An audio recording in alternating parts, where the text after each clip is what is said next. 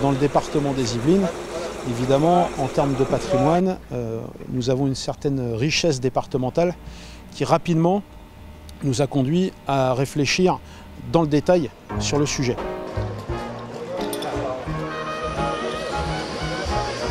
Ok.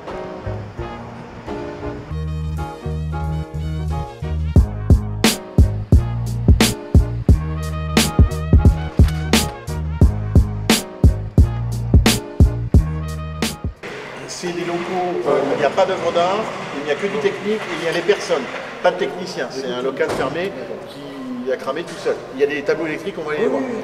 Pour se préparer à un éventuel incendie, nous mettons sur le papier tous les éléments qui nous permettront, le jour où malheureusement un incendie viendra à se déclarer, nous savons que dans telle pièce, à tel endroit, il y a telle et telle œuvre, que ce sont des œuvres majeures d'un point de vue de l'intérêt patrimonial et que par conséquent, ça sera une priorité de notre action que de sortir ces œuvres, alors même que simultanément, nous attaquerons les opérations de reconnaissance, de sauvetage, puis d'extinction.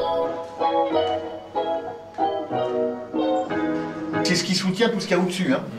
Vous voyez l'épaisseur là, hein, c'est monstrueux. Donc c'est largement coup-de-feu.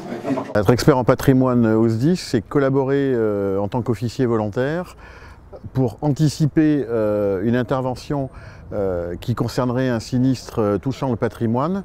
Alors un sinistre, attention, c'est où on pense au feu, mais ça correspond aussi à de l'effondrement et à de l'inondation. Et c'est également rédiger des documents et analyser aussi en amont. Et ça permet justement d'aller visiter sur site pour sensibiliser, parce que souvent c'est du patrimoine privé, il n'y a pas que du public, et ça permet tout simplement de recenser et de lister.